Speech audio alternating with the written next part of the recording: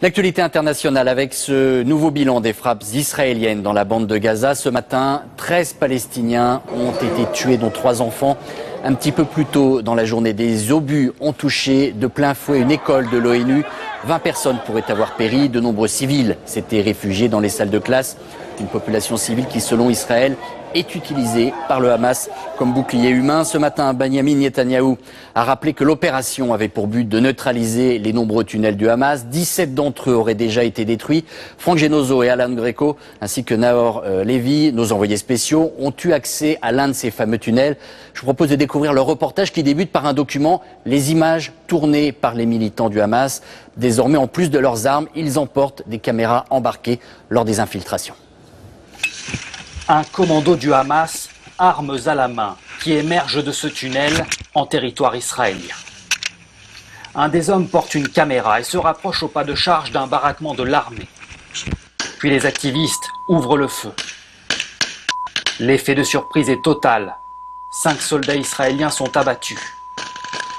L'attaque a eu lieu avant-hier. Ces images ont été diffusées par la télévision du Hamas. Et pourtant, elles servent aussi la communication israélienne. Les tunnels sont officiellement l'objectif numéro 1 de cette guerre. Nous avons été autorisés à visiter celui-ci. Le tunnel que l'armée israélienne a choisi de nous montrer a été découvert il y a 3 mois. Il se situe à environ 1 kilomètre des premières habitations côté israélien et passe sous la frontière à 15 mètres de profondeur, creusé, dit-on, par le Hamas. Le tunnel a été découvert en fait en son milieu. Si vous allez côté droit, c'est le côté israélien. Il y a un kibboutz à 1 kilomètre d'ici. Si vous allez côté gauche, eh bien c'est Gaza, 1,5 kilomètre plus loin. Dans ce tunnel, comme vous pouvez le voir, on peut quasiment se tenir debout. Un tunnel entièrement en béton. Et sur le côté, vous allez découvrir ces câbles. Il y a les câbles électriques qui servaient à alimenter les machines pour percer. Et puis il y a ce câble de téléphone parce que les téléphones portables ne passaient pas dans ce tunnel. Et puis au sol, enfin, il y a ces rails qui servaient à acheminer le béton et à évacuer la terre. Les tunnels de la terreur, affirme cet officier chargé de nous accompagner.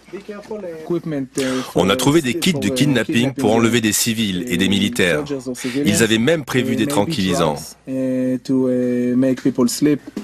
Depuis le début de l'opération, 40 tunnels auraient été découverts, parfois à quelques centaines de mètres à peine des premiers villages.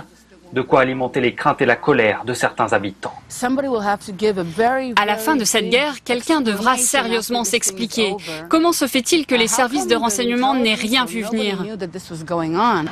L'armée au centre de la polémique, mais aussi première victime.